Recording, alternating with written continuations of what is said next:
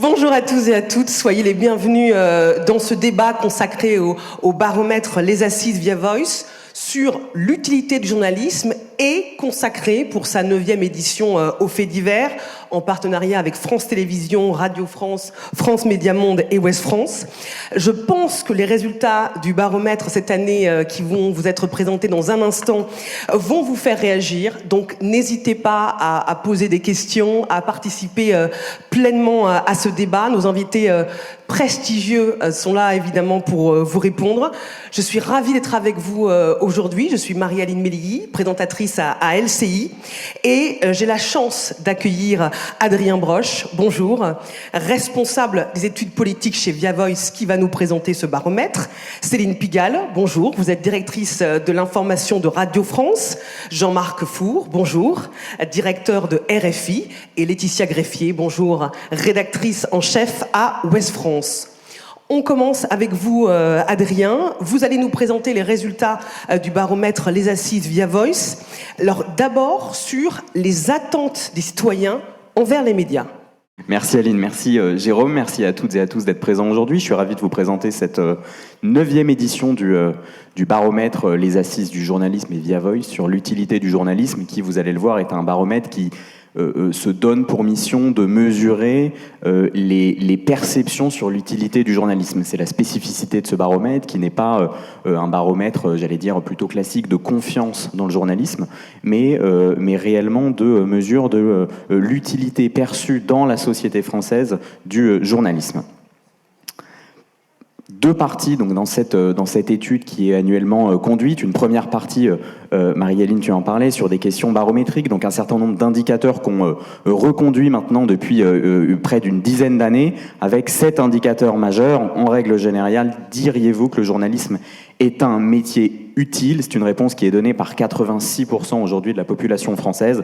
Vous le voyez sur la petite courbe qu'on vous a mis sur la droite. C'est un résultat globalement stable année après année, même si on le voit depuis mars 2023. On est quelques points en dessous d'une espèce de pic qu'on a connu dans l'ère à la fois Covid, campagne présidentielle française et agression de l'Ukraine par la Russie entre octobre 2020 en gros et mai 2022, qui avait été un moment particulièrement fort dans cette utilité perçue du journalisme. Mais l'utilité encore du journalisme, elle est encore une fois largement perçue. C'est le chiffre et l'enseignement, une confiance qui est renouvelée année après année et dans tous les pans en réalité de la société française, quels que soient les segments sociologiques qu'on peut voir. L'information à laquelle vous faites le plus confiance, on a 74% de l'opinion aujourd'hui qui fait d'abord confiance dans l'information qu'ils trouvent par eux-mêmes dans les médias professionnels, quel que soit le support. 12% des Français aujourd'hui nous disent qu'ils croient d'abord l'information que relaie leur entourage, leurs amis, notamment sur les réseaux sociaux. Vous le voyez, c'est une position qui est un petit peu plus tenue quantitativement chez les segments jeunes de la société française. 18-24 ans, on est à 20%, 25-34 ans, on est à 22%. Et là aussi, vous le voyez sur la courbe en bas du slide, des résultats globalement stables avec 3/4 des Français qui, année après année, croient d'abord l'information qu'ils vont par eux-mêmes, de manière proactive, chercher dans les médias professionnels. Batterie d'indicateurs, je vous ai sélectionné 3, je dirais, temps forts ou plutôt importants de ces enjeux d'opinion-là. L'affirmation selon laquelle aujourd'hui il y a de plus en plus de rumeurs ou de fausses informations sur Internet et les réseaux sociaux, elle est très majoritaire aujourd'hui dans l'opinion. 91% des Français sont d'accord avec cette affirmation-là. Ils sont aussi d'accord à hauteur de 84% avec le fait de dire que le journalisme existera toujours, qu'on ne peut pas imaginer une société sans médias. Et puis un petit point d'alerte, néanmoins, un point de vigilance en bas. Une information de qualité se paye, elle n'est pas gratuite. C'est une information que ne partagent que 36% aujourd'hui des Français. Donc on croit dans cette utilité, on a confiance dans l'information professionnelle. Néanmoins, il y a encore, pas comment appeler ça, peut-être une forme de droit à l'information qui est très présent dans l'imaginaire de la société française, qui fait qu'effectivement, on n'a pas forcément à payer pour avoir une information de qualité. Les attentes prioritaires vis-à-vis des journalistes et des médias, 3 maîtres mots cette année sur ces attentes-là. D'abord de la vérification, information, fausses rumeurs, désinformation. C'est une attente qui est à la fois très majoritaire dans l'opinion et qui est qui est source de tension aussi, vous allez le voir, puisque le fact-checking ne va plus ou ne va pas de soi. Deuxième maître mot, le concret, l'utilité. Il faut que les journalistes apportent des informations pratiques qui soient utiles au quotidien des Français. Et enfin, l'investigation, la révélation de faits ou de pratiques illégales ou choquantes. Le niveau de confiance dans les médias selon les thématiques, c'est intéressant de voir là aussi, en ligne avec ce qu'on remarque année après année, qu'on a des extrémités selon les terrains d'information, le sport, la culture. Vous êtes à hauteur de 79-76% de confiance. Là, c'est bien la confiance qui est mesurée. En revanche, quand forcément vous vous intéressez à la vie politique, l'économie et même l'urgence climatique, qui est un terrain d'information qui nécessite une information particulièrement rigoureuse, scientifique, professionnelle, on tombe à des niveaux de confiance qui sont bien en deçà, autour de 54% pour l'urgence climatique et 40% de confiance dans l'information s'agissant de la vie politique aujourd'hui en France. Dernière question sur cette partie, qui est une question non pas barométrique, qu'on ne pose pas chaque année, mais il faudra peut-être, compte tenu de l'ampleur de ces résultats, réfléchir à l'intégrer. Selon vous, le fact-checking en France est-il d'abord une garantie essentielle pour lutter contre la désinformation ? 33% aujourd'hui, un Français sur 3, un tiers de la population française adhère, j'allais dire, de manière un peu générale et inconditionnelle à cette garantie essentielle que représente le fact-checking pour lutter contre la désinformation. En revanche, les choses sont plus compliquées puisque vous avez un autre tiers, 36% des Français, qui vous disent que c'est un outil utile, mais qui peut parfois limiter la liberté d'expression. 13% nous disent même que c'est une menace pleine et entière pour la liberté d'expression et la pluralité des opinions. Et puis vous avez 18, autour de 2 Français sur 10 qui ne se prononcent pas sur cette position. Ce qui vous fait en gros les 2 tiers de la société française aujourd'hui pour qui le fact-checking n'est pas une garantie essentielle, globale, systématique de lutte contre la désinformation. C'est une information qui nous apparaît assez vertigineuse en réalité. On va évidemment largement revenir sur le niveau de défiance envers les journalistes et la question du fact-checking perçu par plus d'un tiers des sondés comme étant un outil pouvant limiter la liberté d'expression. C'est quand même un résultat qui interpelle. On va évidemment vous faire réagir. Adrien, sur la question des faits divers. Comment est perçu le traitement médiatique ? Alors, thématique de cette année, effectivement, l'intérêt pour les faits divers, avec d'abord une population française qui est, dans ses très grandes largeurs, intéressée par le traitement médiatique des faits divers. Vous le voyez ici en bleu, vous avez 7 Français sur 10, 69% aujourd'hui de Français qui disent être intéressés par le traitement médiatique des faits divers. 6% seulement aujourd'hui des Français disent les faits divers, ça ne m'intéresse pas du tout. Le traitement médiatique des faits divers, ça ne m'intéresse pas du tout. C'est largement résiduel aujourd'hui dans la population française. Donc un intérêt très majoritaire à hauteur de 70% pour ces faits divers. En cohérence avec ça, vous avez 71% aujourd'hui des Français qui vont par eux-mêmes, là aussi de manière assez proactive, s'informer sur les faits divers sans attendre que les médias et les journalistes vous le proposent. Donc on retrouve cette part de la population française, autour de 2 Français sur 3, qui d'abord s'intéressent à l'actualité et au traitement des faits divers, mais qui vont aussi par eux-mêmes s'informer via tous les canaux qu'on connaît aujourd'hui, podcasts, émissions, sur la question des faits divers.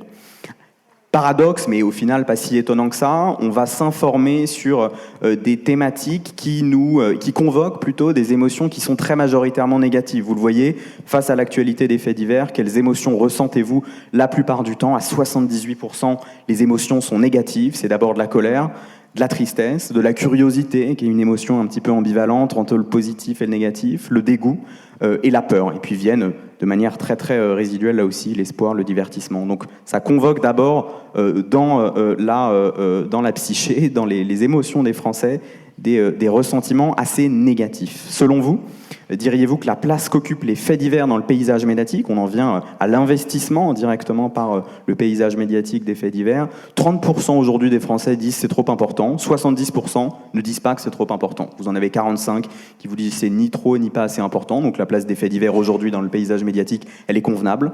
20% nous disent que ça n'est même pas assez important, que cette place devrait être davantage intégrée, 5% ne se prononcent pas, ce qui voilà, nous donne encore une fois plus de 2 tiers aujourd'hui des Français pour qui la place qu'occupent les faits divers dans le paysage médiatique, elle n'est pas trop importante. Selon vous, l'information là aussi qui nous a marqué dans cette 9e édition du baromètre, les faits divers doivent-ils occuper une place plus, moins ou aussi importante que l'actualité politique, internationale, économique ? Et vous le voyez, vous avez 59%, là aussi quasiment 6 Français sur 10, qui nous disent les faits divers doivent occuper une place au moins aussi importante que l'actualité politique. Un quart nous disent même qu'elle doit être plus importante, cette place accordée aux faits divers. C'est le 24%. Pareil pour l'actualité internationale. Dans le moment qu'on connaît, ça va là, pas forcément de soi, mais je serais curieux d'avoir l'avis de tout le monde sur ces enjeux. Mais là encore, 60% aujourd'hui des Français nous disent les faits divers doivent être pleinement intégrés à la hauteur d'autres enjeux dans le paysage médiatique. Et pour cause, on voit très bien que ça ne s'oppose pas en réalité dans l'opinion en général à l'actualité, j'allais dire politique, judiciaire, sécuritaire, parce que c'est même un canal d'information. 65% aujourd'hui des Français nous disent les faits divers, c'est un bon moyen de s'intéresser à l'actualité judiciaire, sécuritaire. 23% nous disent le contraire, mais une majorité, là aussi, de l'opinion sur ce pont, qui adhère à ce pont entre l'information, qu'on allait dire peut-être plus institutionnelle, sérieuse, judiciaire, sécuritaire, et la question des faits divers. Et enfin, je crois que c'est le dernier indicateur. Aujourd'hui, est-ce que le fait que les personnalités politiques s'emparent souvent des faits divers est, selon vous, indispensable? C'est une position qui est partagée par 13%, parfois utile, parfois inutile, ça dépend des cas. C'est la moitié des Français, 49%, et c'est strictement et toujours inutile. Ça n'est pas le rôle des politiques. On retombe sur ce tiers de Français pour qui les faits divers occupent une place trop importante, qui ne s'y intéressent pas, et aujourd'hui qui nous disent ça n'est pas le rôle des politiques que de s'y intéresser. Et là, on a quelques distinctions qu'on vous a pas mis, je crois, sur cette slide-là, mais par proximité partisane, avec des sympathisants d'extrême droite qui sont particulièrement représentés sur cet enjeu et cette position selon laquelle c'est indispensable pour les personnalités politiques de s'emparer de ces questions-là, et puis des sympathisants de gauche qui sont sur la position plutôt inverse. Voilà pour ces résultats de cette 9e édition du baromètre, les assises sur l'utilité du journalisme. Merci Adrien pour cette présentation qui suscite énormément d'intérêt. Il y a beaucoup de choses à dire. Je voudrais commencer avec vous par le niveau de confiance envers les journalistes qui ne cesse de baisser année après année, et c'est ce que nous a montré le baromètre avec Adrien. Pourquoi ce lien de confiance s'érode autant? Je ne sais pas qui veut commencer. Céline Pigalle. Un petit on, et on est parti. Alors, voilà, oui. Comme ça on est bien. Moi, ce qui m'a plutôt interrogée, je vais vous dire, c'est l'inverse. Ça fait des années qu'on nous dit que la confiance dans les journalistes s'érode, et là, soudain, je n'avais peut-être pas écouté assez attentivement ce que vous aviez pu produire les années précédentes, mais 86% pensent que nous sommes utiles. Ça sort pas si mal, 86%, c'est dingue. Et donc, qu'est-ce qu'ils disent finalement? Ils disent, on a besoin de journalistes, mais on n'est pas tout à fait content de ceux que nous avons. Oui. Ou ils pourraient travailler mieux, ils pourraient être meilleurs. C'est sans doute vrai d'ailleurs, on peut toujours être meilleur. Mais vous voyez, pour moi, la tension, elle se joue là. Elle se joue entre l'utilité qui, celle-là, semble indéniable, et puis le résultat, donc peut-être on n'est pas toujours content. Et néanmoins, je vais vous dire, ce résultat me paraît parfaitement exceptionnel, parce que les évolutions qu'on observe dans le monde médiatique vont pas du tout dans ce sens-là.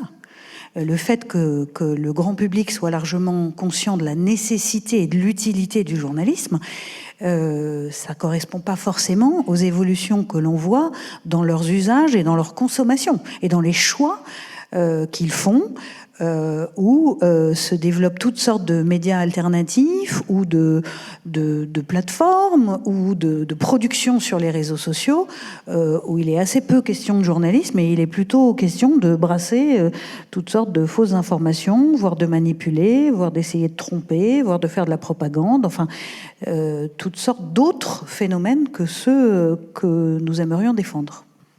Alors peut-être que juste pour rebondir sur ce que disait Céline, Adrien, puisque vous pourriez nous éclairer sur ce paradoxe, parce que 86% c'est très important, et en même temps il y a cette défiance qui est là.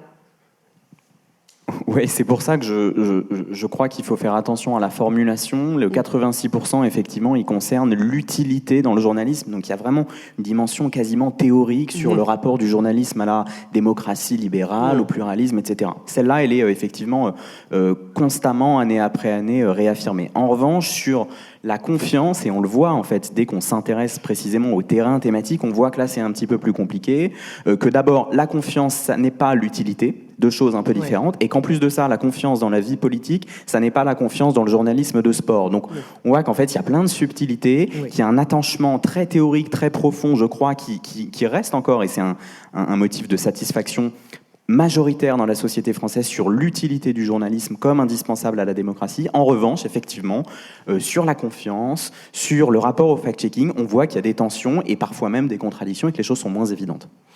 Jean-Marc, je crois savoir, on a discuté pour préparer ce débat, que vous êtes un peu moins optimiste sur le résultat de ce baromètre. Ça va rebondir sur ce qu'on... Bonjour à toutes et à tous d'abord. Ça va rebondir sur ce qui vient d'être dit, c'est-à-dire que utilité et confiance, ce ne sont pas les mêmes concepts, tout à fait.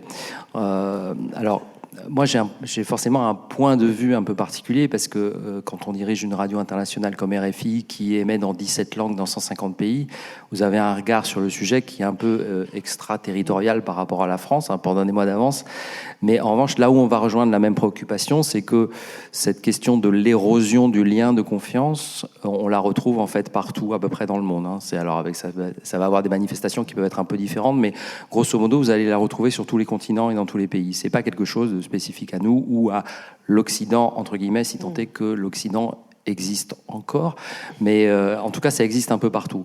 Et ce que vous constatez un peu partout aussi, c'est cette dissipation de la frontière est de plus en plus peu claire entre le vrai et le faux. C'est-à-dire que la notion de vérité devient floue. L'idéologie trumpiste de la vérité alternative, qui n'est autre chose que le mensonge, hein, soyons clairs, cette idéologie a marqué des points, beaucoup.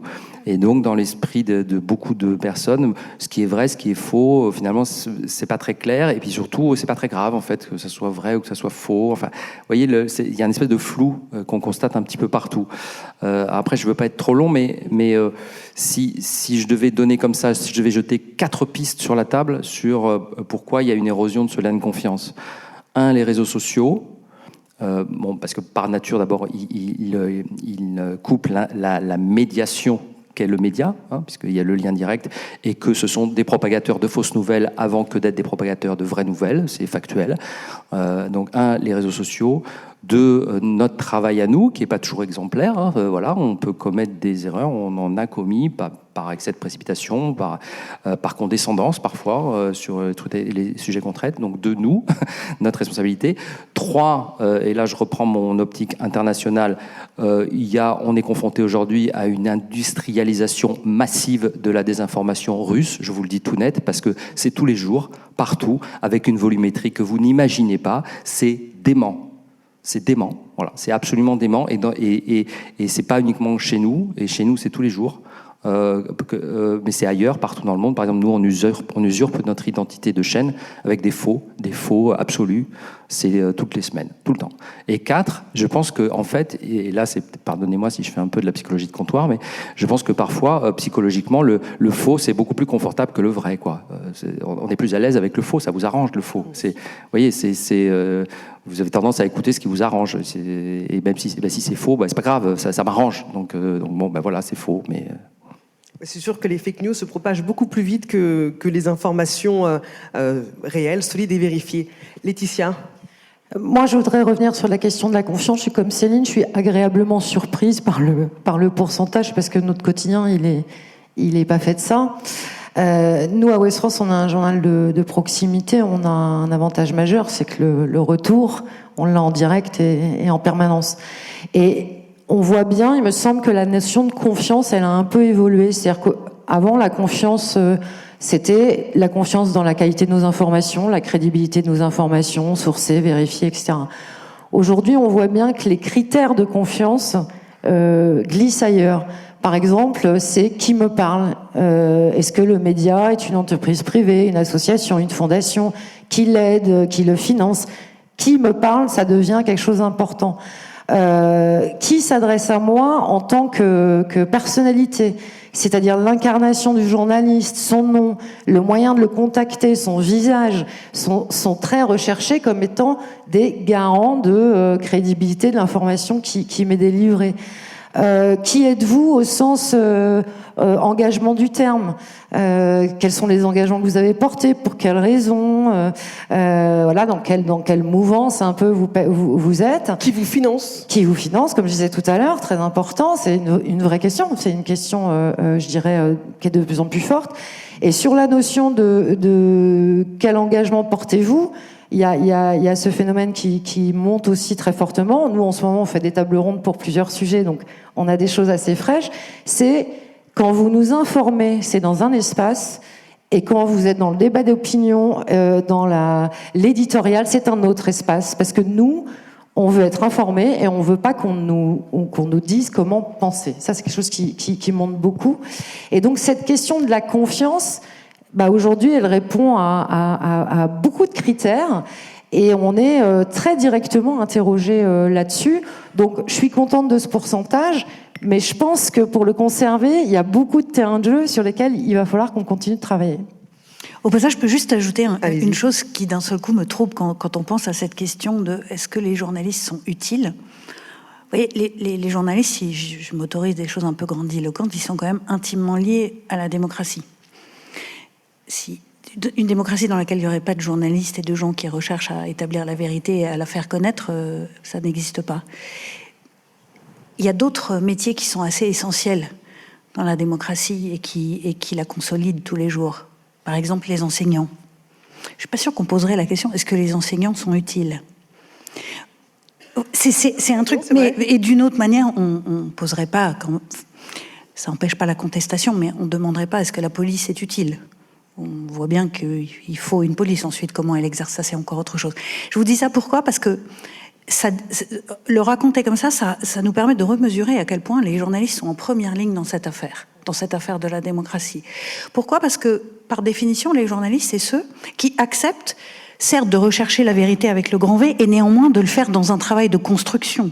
C'est-à-dire, c'est très modeste. Il faut tous les jours aller vérifier, reposer la question, redemander, accepter de se dire « Ah, mais là, il y a cet événement ou ce fait qui va à rebours de ce que j'avais compris, de ce qui s'était joué. » Et donc, il faut être capable de le remettre en jeu. Et donc, c'est pas quelque chose comme ça qui est donné. Il y a pas la révélation quotidienne de ce qu'est l'info, de ce qui est juste. Il faut tous les jours aller à la bataille, et aujourd'hui plus que jamais. Jean-Marc, est-ce que la montée en puissance des réseaux sociaux, qui sont, en tout cas de mon point de vue, aussi un outil formidable de démocratie, peut expliquer l'érosion de ce niveau de confiance envers les journalistes, parce qu'on se dit, avec les réseaux sociaux, il n'y a pas d'intermédiaire, et j'ai le sentiment d'avoir accès à une information plus fiable, qui ne sera pas biaisée par les gens qui financent certains médias. Oui, c'est ce que je vous disais tout à l'heure. Oui, la réponse est oui, mais pour plusieurs raisons. La première, par principe, c'est ce que vous dites à l'instant, c'est-à-dire que par principe, le réseau social donne aussi cette formidable chance d'une relation directe. Il n'y a pas d'intermédiaire, donc il n'y a plus le média de intermédiaire. Donc on se parle directement de l'un à l'autre, voilà, avec cette sensation que du coup on a tout de suite en contact avec le vrai. Bon. Donc forcément l'existence même du média qui est au milieu est remise en cause. C'est inhérent. Enfin, c'est lié à l'existence même du principe du réseau social. Bon, mais c'est pas un défaut en soi. Ça, c'est plutôt sympa par certains aspects. Là où ça se complique, c'est que c'est ce qu'on disait tout à l'heure. Les algorithmes des réseaux sociaux sont une formidable caisse de démultiplication du faux, beaucoup plus que du vrai, mais c'est établi. C'est pas, il y a des recherches très sérieuses à Stanford et ailleurs qui disent qu'en gros, si vous mettez un truc faux, ça avait été fait sur Twitter à l'époque, qui est devenu X, bon, mais même sans que ça devienne du X d'aujourd'hui façon Musk, déjà à l'époque, c'était 6 ou 7 fois plus rapide le faux. Voilà, parce que c'est plus spectaculaire, parce que etc. Donc c'est une caisse d'amplification du faux. Et par-dessus le marché, troisième couche aujourd'hui, ils s'en contrefoutent. Excusez-moi, mais c'est la vérité. Je veux dire, que vous preniez Musk, n'en parlons pas, mais même Zuckerberg, en fait, ils s'en foutent. Je veux dire, c'est plus du tout leur problème. Il n'y a plus de sujet, c'est pas leur problème, ils s'en foutent. Voilà. Donc, qu'ils soient la caisse de démultiplication du faux, ils s'en foutent. Voilà, c'est pas leur problème. Donc, c'est effectivement assez terrifiant, et c'est pour ça que ça rend pas spécialement optimiste là pour le coup. Voilà, ben oui, parce que on est face à des géants qui, à part en Europe avec le DSA aujourd'hui, ne font pas l'objet de régulation et s'en lavent les mains. Et peut-être que c'est pas tout à fait leur sujet non plus, la démocratie. Peut-être que c'est beaucoup plus le business, l'audience, la publicité, enfin toutes sortes d'autres critères. Que des oligarques milliardaires soient préoccupés d'abord de leur portefeuille plutôt que de la démocratie, pardon, mais enfin là, jusque-là, tout est normal. Hein. Sur la question de la vérification des faits, Adrien, j'aimerais que vous nous éclairiez, parce qu'il y a un paradoxe. Quand on demande aux sondés quelle est la mission première des journalistes, ils disent en premier, je crois que c'était à 67%, on attend qu'ils fassent le tri entre les informations et les rumeurs et les fake news, et en même temps, plus d'un tiers des sondés considèrent que le fact-checking, c'est pas le meilleur outil pour lutter contre la désinformation. Oui, c'est vrai qu'il y a une tension dans l'opinion sur ce sujet qui a été très frappante parce que, encore une fois, année après année, la demande d'un investissement, du fact-checking, de l'information qui soit rigoureuse et vérifiée ne cesse d'être la première à hauteur de quasiment 70% des Français aujourd'hui envers les citoyens. Et je crois qu'il y a aussi dans la mise en tension de ces deux questions, ces deux indicateurs, quelque chose d'une attente très théorique, très structurelle et d'une attente beaucoup plus conjoncturelle avec une question qui est celle du fact-checking qui, pour le coup, s'inscrit dans le moment dans lequel on est. Et l'opinion est bien consciente de ça. C'est pour ça que ces décalages sont récurrents. Et donc, effectivement, vous demandez dans l'absolu ce que vous attendez des journalistes français, on va vous dire vérifiez les informations. Si on vous pose la question juste après en disant et pour vous, le fact-checking, est-ce que c'est nécessairement une garantie contre l'information ? Eh bien là, les choses sont moins évidentes, quoi. Donc c'est aussi une tension entre la théorie et la pratique, entre le structurel et le conjoncturel, et effectivement, on le voit bien, et en réalité, ces résultats, je trouve, calquent la réalité aujourd'hui de la société française, des débats qu'on a sur la question de la concentration, la question du fact-checking des médias, etc. Et non, mais c'est très frappant. Ouais. On ne peut le voir que comme une tension, mais qui, je crois, s'explique à la fois par la formulation de la question, qui est absolument pas biaisée. Hein, je suis pas en train de dire que la question est biaisée, mais qui s'inscrit dans un moment particulier, et une question, un indicateur beaucoup plus large et beaucoup plus théorique qu'on renouvelle depuis un certain nombre d'années. Moi, je me l'explique assez bien, parce que c'est pas tout à fait la même chose, la vérification des faits, paradoxalement, et le fact-checking tel que, ces derniers temps, il a été présenté. Et au fond, la raison pour laquelle, à mon avis, le fact-checking, dans sa formule récente de ces dernières années, telle qu'elle a été présentée, est vécu souvent par beaucoup comme on essaye de me dire ce que je dois penser. C'est-à-dire l'exact contraire de sa mission initiale. La mission initiale, c'est la vérification des faits, sauf que dans la façon dont nous tous collectivement, et certains spécifiquement, et évidemment je jette la pierre à personne, mais il y a une maladresse qui a consisté pas seulement à vérifier les faits, mais à faire une sorte de mise en forme, disant à la fin, ma conclusion, et je vous demanderai de bien vouloir la retenir, c'est celle-là. Il faut que ça reste très mobile, très ouvert. Cette vérification, quelque part, elle n'est jamais tout à fait terminée. Et surtout, il ne faut pas donner l'impression que le fact-checking est un moyen de consolider telle ou telle opinion. Ouais, je rejoins parce que je pense qu'il y a une question de... Moi, je me rappelle du débat quand le fact-checking est arrivé dans la rédaction. Et la question qui avait été posée, c'est mais attends, fact-checking, c'est ce qu'on fait au quotidien. C'est vérifier les faits, on le fait tous les jours. Donc pourquoi on irait mettre en valeur quelque part dans nos rubriques ou sur nos sites une espèce de pancarte qui dirait attention, là il y a du fact-checking. Non, c'est ce qu'on doit faire au quotidien. Et donc là où je te rejoins, c'est qu'en fait le fact-checking est né très largement de faits qui ont été divulgués sur les réseaux sociaux où on a une fragmentation de la société et des clans qui s'affrontent. Et donc en allant chercher des infos qui étaient diffusées sur les réseaux sociaux, eh ben forcément, en essayant de les débugger ou de les fact-checker, eh ben on entrait dans un champ idéologique, politique de nos lecteurs, et qui effectivement se retrouvaient à nous dire mais attendez, ne me dites pas ce que je dois penser, ce que je disais tout à l'heure. Donc en fait, pour nous, l'enjeu journalistiquement aujourd'hui, Alors, ce que je veux dire, il est juste de continuer nos fondamentaux, mais on n'a peut-être pas besoin d'artifice pour le montrer.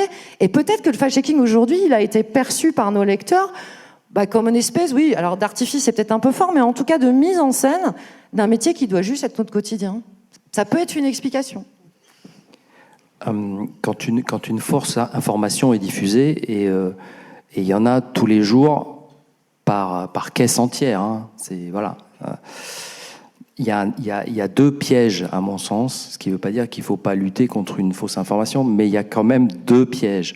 Le premier piège, c'est celui que j'appellerais celui du jukebox, c'est-à-dire en cherchant à débunker, en bon français, pardonnez-moi, à contredire, à décortiquer, à désamorcer la fausse information, vous mettez une pièce dans le jukebox. C'est-à-dire que vous donnez de l'écho à la fausse information. Donc vous participez de la logique même recherchée par les producteurs industriels, a fortiori avec l'IA, de fausses informations. Donc c'est le jukebox. Bon, premier piège. Et deuxième piège, j'appellerais ça le faux plafond plutôt. C'est-à-dire que tout le temps que vous allez consacrer à désamorcer, décrypter, expliquer la fausse information en disant, mais je sais pas, par exemple, ici, mettons, une photo est diffusée de nous tous ici dans la salle et en disant, voici une photo d'une opération de communication qui se déroule en ce moment à Odessa contre les Russes. Mais c'est possible, hein, je veux dire, voilà. Donc tout le temps que vous allez passer à expliquer, nous on est à Tours aux assises de journalisme en France, regardez, d'ailleurs c'est marqué, machin, etc. En fait, vous n'allez pas le passer à faire autre chose. Toute l'énergie journalistique, et nos moyens sont comptés, je veux dire, qu'on va devoir dépenser pour expliquer que, non, par A plus B, sans vouloir donner de leçons, mais par A plus B, on est bien à Tours, et on est bien le 13 mars, etc., etc. Voilà. Vous n'allez pas le passer à, justement, débattre de ce qu'on est en train de débattre là, dont on a prétention de croire que ça peut être pas inintéressant. Vous voyez, c'est ce que j'appelle le faux plafond. Donc, ça ne veut pas dire qu'il ne faut pas lutter contre les fausses informations, mais il faut être pleinement conscient que à chaque fois que vous êtes face à une fausse information, quelle attitude vous adoptez en fait, parce que vraiment il y a le risque et du jukebox et du faux plafond. Et je vous assure, il y en a tellement des caisses tous les jours qu'on pourrait y passer nos journées, plus que nos journées. Voilà, donc il faut faire gaffe en fait à en parler ou pas en parler. Ce qui peut aussi expliquer, n'hésitez pas déjà à ce stade, si vous avez des questions, vous pourrez les poser à la fin, vous pouvez les poser au cours de nos échanges. Est-ce que c'est pas aussi la présentation, Adrien ? Parce que on met un peu, c'est vrai, le terme fact-checking à toutes les sauces. Il faut aussi avoir l'humilité de reconnaître qu'il y a des thématiques où on ne peut pas avoir une réponse, on ne peut pas toujours vous dire les chiffres prouvent à 100% que le meilleur moyen de financer les retraites, c'est cette option-là. Est-ce que c'est aussi la présentation qui fait qu'il y a une méfiance et on se dit, tiens, ils veulent nous amener à penser de cette manière ? Oui, peut-être. Je rejoins en tout cas complètement ce qui a été dit. Je pense qu'il y a dans le fact-checking, et notamment ces dernières années, nous c'est quelque chose qu'on voit beaucoup dans ce qu'on appelle les focus group qu'on mène, où on réunit 7-8 personnes autour d'une table et qu'on discute du sujet, pour ma part essentiellement politique, où on voit effectivement une dimension très idéologique et quasi politique dans le fact-checking. C'est-à-dire, on cherche effectivement là où le journaliste, vous l'avez très bien dit, doit être, et d'ailleurs les Français sont attachés à ça, doit être le moyen de me construire ma propre opinion, et la présentation vérifiée des faits, ça doit servir à ça. Le fact-checking, effectivement, n'est pas vécu comme un moyen, mais comme une fin, vous l'avez très bien dit, au sens où voilà ce que vous devez penser, je vous le démontre, et il n'y a plus lieu de débattre, quoi. Donc je pense que ça c'est très fort, c'est assez inquiétant aussi, parce que après tout, je suis pas un expert, mais si le fact-checking est bien fait, ça reste un outil absolument indispensable, mais qui, je crois, est de plus en plus perçu dans certains segments de la société française comme une dimension un outil un peu idéologisé qui ne devrait pas être. Je précise que j'ai vu une main se lever, donc si on peut apporter un micro à madame. Peut-être que Céline, pendant ce temps-là, tu voulais rajouter ? Oui, ce que je voulais juste dire, c'est que la notion de fact-checking, c'est un petit peu aussi l'idée qu'à la fin, on aurait mis terme à la conversation. Vous m'avez posé la question là-dessus, voilà la réponse définitive et n'en parlons plus. Je crois qu'il faut vraiment être dans une démarche beaucoup plus épaisse, on va dire, qui vise à donner de la matière pour réfléchir sur un sujet donné. Je vous donne un exemple.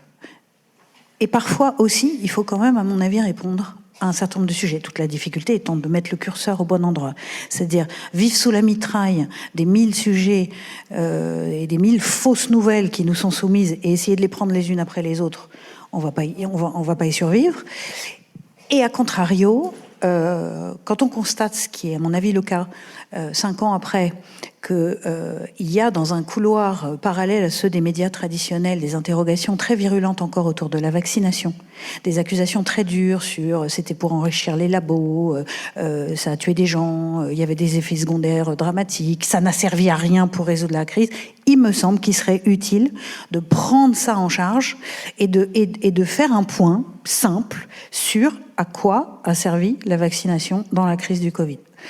Pas pour dire une bonne fois pour toutes que ce vaccin était génial, ou que ces vaccins étaient géniaux, pas pour dire une bonne fois pour toutes une vérité définitive, mais pour donner des éléments pour aussi être d'une certaine façon armés contre tout ce qu'on nous sert, encore une fois dans une espèce de monde parallèle, mais qui est de plus en plus vaste et qui, au passage, nous rattrape tous.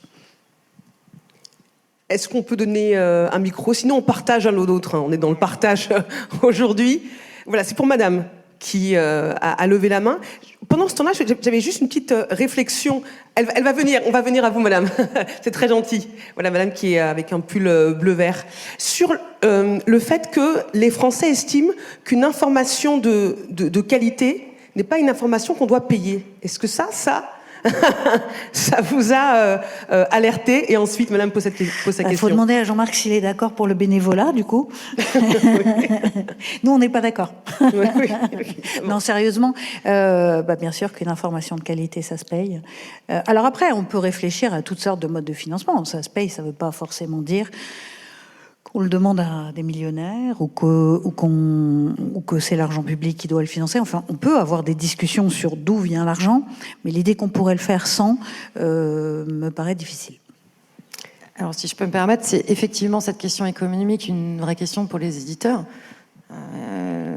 Si l'information est de moins en moins payante, l'information, ça a un coût, et c'est normal, et l'information vérifiée sur cette qualité, elle a un coût.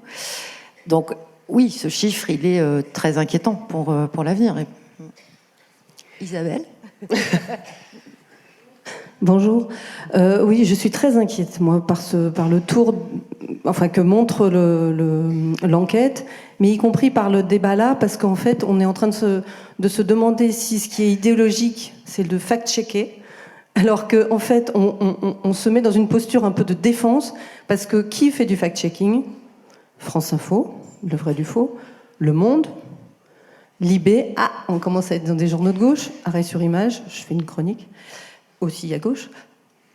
Enfin voilà, on a l'impression que la recherche de la vérité, et en tout cas les entreprises de fact-checking, il y en a aussi sur TF1. Les vérificateurs. Voilà. Et il y en a aussi il y en a eu sur BFM, je crois. Oui. Mais principalement, c'est plutôt des journaux ou marqués à gauche, ou des journaux qui revendiquent leur sérieux. Bref, donc des donneurs de leçons, les gens de gauche voilà. Mais ce qu'il y a de frappant, ça serait quand même de laisser penser que c'est pas bien de fact-checker et que c'est pas fiable. Je rappelle que après un fait divers assez important, la mort de Thomas à Crépol, au bout d'un mois, la tension était un tout petit peu retombée. Les politiques, pas du côté des politiques, mais un peu plus du côté des médias. Le Parisien fait une vraie enquête de terrain pour justement débunker, fact-checker, remettre les choses un peu dans leur perspective. La première réaction de CNews, parce qu'il faut nommer là d'où vient la désinformation quasiment institutionnalisée, Pascal Praud dit « Ah, une vérité alternative commence à se faire jour à propos de Crépol ». Il est là le danger. Il faut qu'on arrête, sous prétexte à mon avis, sous prétexte de confraternité, de ne pas dire qu'il y a un vrai danger de désinformation chez des gens qui prétendent faire profession du journalisme. Céline? Je suis d'accord avec vous sur le fait qu'il ne faut pas être dans une position défensive. Ça, c'est d'évidence. Je suis aussi d'accord, sans aucune difficulté, pour nommer d'où vient la désinformation et pour pointer du doigt un certain nombre de choses. La seule chose le seul point que je voulais souligner et dont je veux me défendre, c'est le fait justement que le fact-checking soit renvoyé à une politisation et soit renvoyé à un camp et soit renvoyé à un bord. Alors que par définition, la vérification des faits, elle appartient à tout le monde. C'est même un principe universel. Voilà. Donc, je disais, au fond, nous-mêmes, il ne faut pas qu'on se laisse prendre dans ce piège. Et il faut qu'on soit au-dessus, justement, et qu'on élève le débat par rapport à cette espèce de vérité tamponnée. Maintenant, en l'occurrence, l'article auquel vous faites référence, il y a un bouquin qui va sortir sur Crépol, notamment d'un journaliste du Parisien. Ce sera très intéressant de voir comment il est reçu et comment il est accepté. Au passage, ça aura pris du temps, hein, parce que finalement, une enquête au fond sur ce qui s'est vraiment joué à Crépol, il se trouve que je connais bien le journaliste qui va sortir le bouquin, j'en discutais avec lui. Aujourd'hui, pour commencer, on ne sait pas qui a tué Thomas. On s'en est dit des choses sur cette affaire, mais on ne sait pas qui. On sait qu'il y avait deux groupes ce soir-là, et on sait de quel côté il était, lui et celui qui l'a tué, ça, bien sûr. Mais c'est quand même délicat de tirer des conclusions alors qu'on ne sait même pas qui l'a tué. Et Dieu sait si on en a entendu des conclusions. Et donc, l'article dont vous parlez, et qui est contesté par CNews, il prétend même pas être du fact-checking. Oui. Il prétend être un retour sur les événements, en reportage d'ailleurs. Je me souviens que c'était très difficile d'aller travailler sur place et d'essayer de retrouver des sources et de réétablir un schéma, voilà, y compris d'ailleurs les sources policières et judiciaires étaient quand même très réservées pour contribuer à ces enquêtes parce que ça a fait... Il y a eu un tel tourbillon autour de cette affaire que revenir aux faits, c'est très très difficile. Et peut-être d'ailleurs que c'est pour ça que ça a pris autant de temps, parce que du coup, le délai va permettre de faire les choses un tout petit peu plus sereinement, il faut l'espérer. Mais en tout cas, pour moi, c'était plus cette dénomination qui aujourd'hui a été un peu contaminée et qui du coup est attaquée et qui ne nous aide pas, c'est ce que dit cette étude, dans le lien avec le grand public. Comme vous, je peux le déplorer. Mais je me dis aussi, et exactement comme vous, je me dis en permanence, il faut qu'on arrête de vivre sous les attaques, que peut-être même on arrête radicalement d'y répondre et qu'on soit à l'offensive pour valoriser ce qu'on est capable de faire et de produire. Et néanmoins, il y a des choses qui ont été tellement attaquées qu'elles n'y ont pas survécu d'une certaine façon. Et la notion de fact-checking, à mon avis, en fait partie. C'est très très juste. Jean-Marc, avant qu'on prenne la question de madame. Je pense qu'on est d'accord, hein, globalement. J'insiste sur le fait qu'il y a aussi toute cette gamme d'attaques sur les médias par usurpation de leur identité. Il y a quelques exemples célèbres récents, toute l'opération dite Doppelganger il y a quelques mois, mais en fait c'est tous les jours. C'est ça que et si vous voulez, on ne peut pas tout le temps réagir. Par exemple, il y a quelques jours, c'était nos collègues de France 24, à France Média Monde, il y avait une fausse vidéo, un vrai deepfake, hein, avec la tronche du présentateur, le logo, machin, disant que l'attribution de la CAN, la Coupe d'Afrique des Nations, était retirée au Maroc. C'est le Maroc qui l'organise à la fin de l'année. C'était retiré. C'est un faux complet. C'est totalement faux, mais vous pouvez vraiment vous y laisser prendre. Est-ce que vous répondez ou est-ce que vous répondez pas ? En fait, vous allez évaluer l'écho que ça a. Et si l'écho est relativement faible, vous allez laisser courir, parce qu'en fait, si vous répondez, c'est ce que je vous disais tout à l'heure, c'est le jukebox. Si ça commence à avoir de l'écho, on est obligé de faire quelque chose. On ne peut pas ne rien faire. Mais c'est tous les jours. C'est tous les jours. C'est quelques jours avant, moi j'ai dû répondre à des journalistes sénégalais parce que il y avait un faux de RFI qui, je ne vais pas vous expliquer toute l'histoire, c'est un peu compliqué, mais enfin, qui racontait que la Cour des comptes sénégalaise avait été manipulée dans son rapport sur l'état des finances au Sénégal. Mais au Sénégal, tout le monde en parlait. Je veux dire, on recevait des coups de fil des dirigeants politiques sénégalais pour dire c'est quoi ce truc de RFI ? C'était un faux absolu. Avec notre logo, avec etc. Et donc là, on est obligé de faire quelque chose. On ne peut pas rien faire, mais on y consomme du temps, voilà, et on n'est même pas sûr qu'au bout du compte, le nombre de personnes qu'on a convaincu que c'était un faux est supérieur au nombre de personnes qui sont convaincues que c'était un vrai. C'est pour ça que c'est quand même waouh. Le temps passe, je voudrais qu'on ait le temps de dire un mot des faits divers, mais la question d'abord de madame. Bonjour. J'ai une question pour Adrien Broche par rapport à votre sondage. J'aurais aimé savoir comment vous l'avez mené, s'il vous plaît, parce que vous avez donné beaucoup de données et à chaque fois vous disiez que c'était représentatif de la population française, sauf que j'ai vu qu'il n'y avait que 1000 sondés. Donc, par exemple, quand on dit que 80% des Français trouvent les médias utiles, ça fait à peu près 800 sur une population de 68 millions. Du coup, j'aurais aimé savoir à quel point c'était représentatif sur les 1000 sondés, qui sont-ils, tout ça.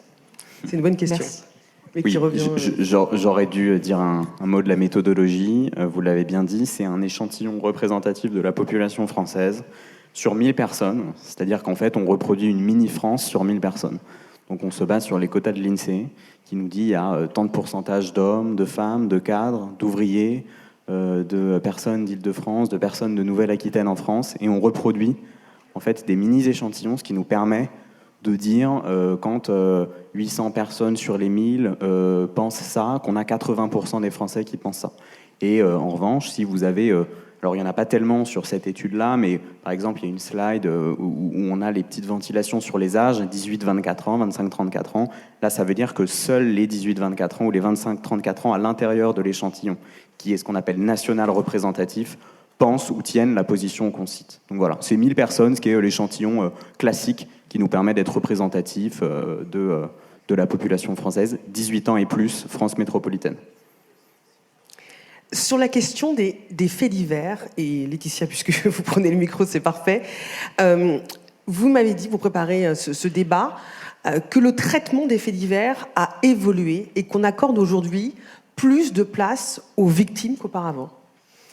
Oui, alors sur les résultats du sondage, d'abord, moi, ce qui m'a surpris, c'est des lecteurs qui disent qu'ils aiment les faits divers. Parce que traditionnellement, en tout cas dans nos titres, hein, quand on interroge nos lecteurs, ils vont pas forcément dire de manière première, oui, moi je suis un très grand lecteur de faits divers. Parce que, voilà, parfois c'est pas toujours bien de dire du fait divers. Donc je suis assez frappée par ce chiffre. Et effectivement, pour moi, ce qui a changé ces dernières années, c'est la place qu'on a donnée aux victimes. Historiquement, on traitait beaucoup les faits divers par les contacts dits officiels, police, gendarmerie, etc. Et puis, il y a eu plein de phénomènes qui nous ont amenés à nous intéresser à la victime. Et du coup, ça change évidemment tout. En matière d'intérêt pour le lecteur, il y a cette espèce de miroir, comme on disait dans la table ronde précédente. Peut-être demain, je serai dans cet univers de faits divers pour des raisons ou d'autres. Et donc, on a donc donné la parole aux victimes, et certaines d'entre elles, et évidemment l'exemple le plus frappant, c'est Mazan dernièrement, ont aussi incarné beaucoup de choses. Et donc ça veut dire qu'on a placé la victime, à mon sens, beaucoup mieux, qu'on l'a mieux traitée que par le passé. En tout cas, ça c'est mon sentiment. Mais corollaire de ça, c'est que la matière fidiversière, alors c'est déjà une matière très difficile dans les rédactions, la matière fidiversière, c'est quelque chose de très délicat.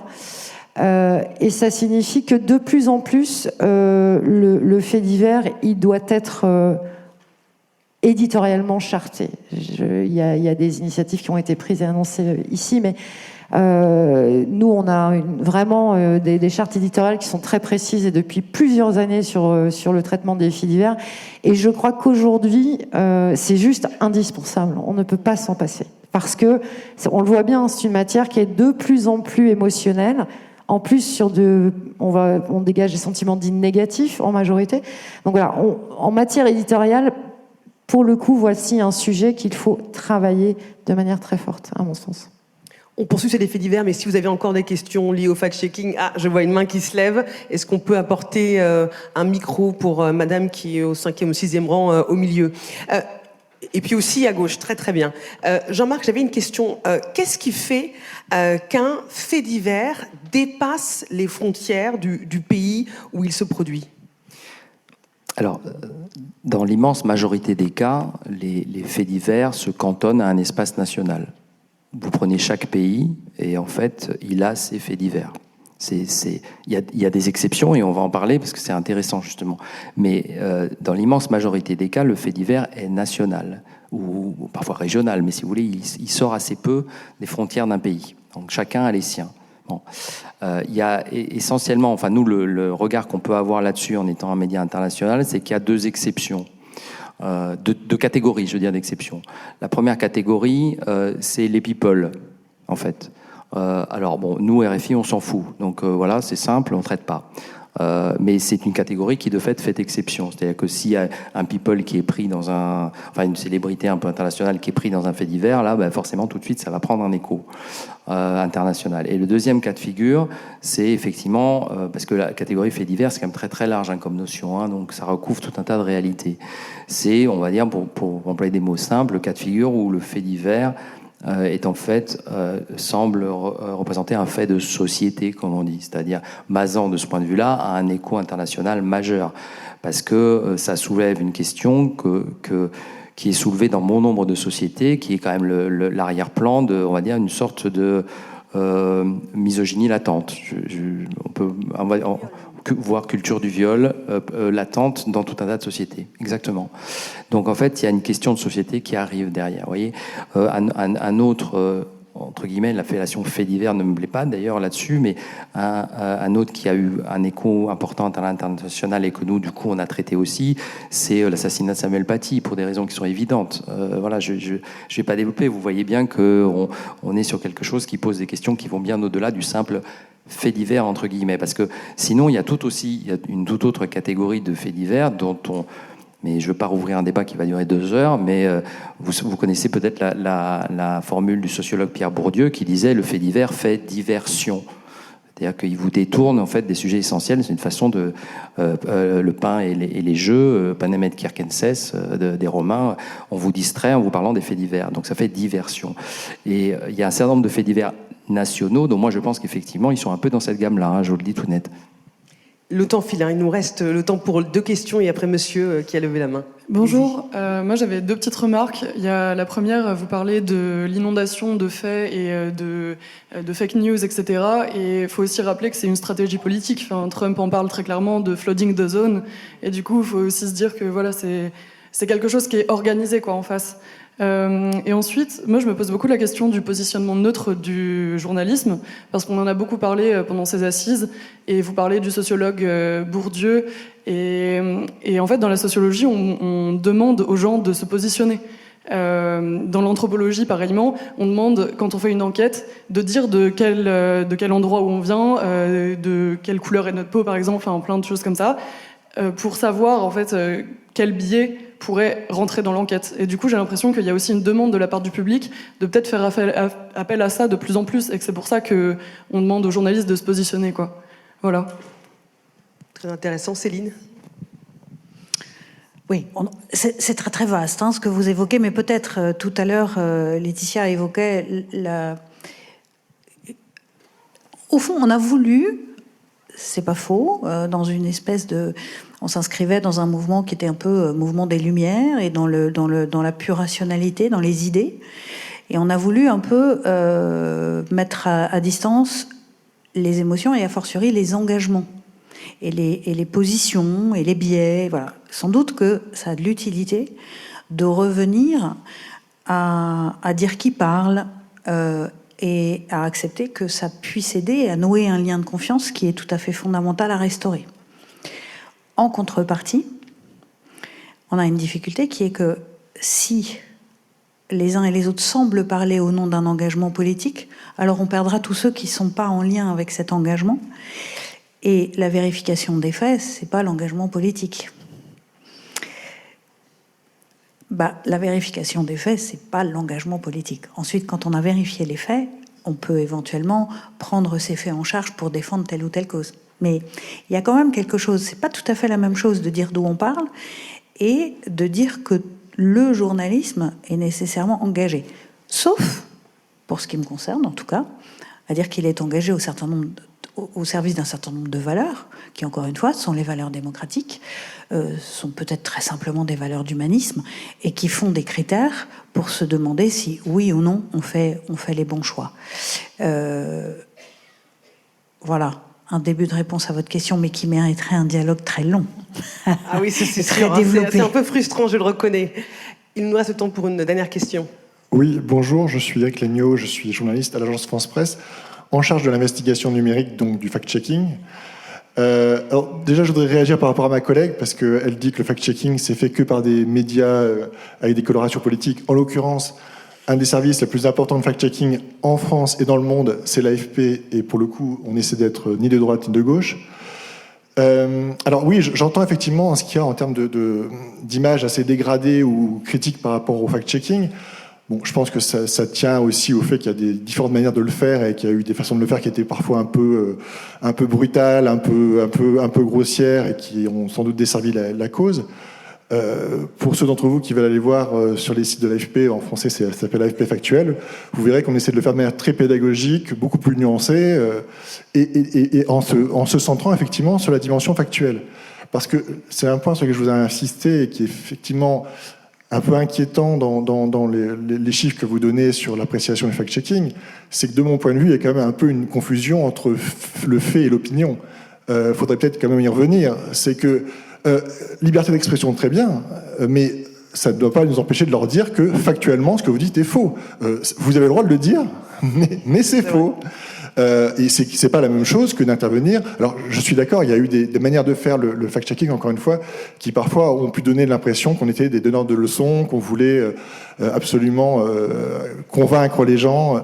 Encore une fois, il y a différentes manières de le faire, mais je pense que c'est vraiment important justement d'apporter des nuances là-dessus, parce que il y a encore une fois derrière ça un enjeu de journalisme de fait, plus que même de vérification plus simplement, qui a un combat très important à mener, et il faut notamment le mener sur ce terrain-là.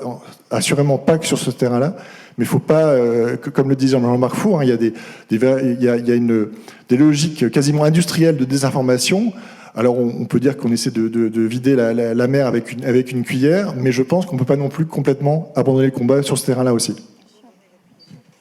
Merci beaucoup pour cette intervention. Merci à tous et à toutes pour votre écoute. Évidemment, c'est des débats qu'on pourrait continuer encore pendant de longues minutes, pendant de longues heures. On va laisser la place au débat suivant. Merci Adrien Broche pour ce baromètre. Merci à Laetitia Greffier, merci à Céline Pigalle et à Jean-Marc Four pour leur participation. Merci à tous.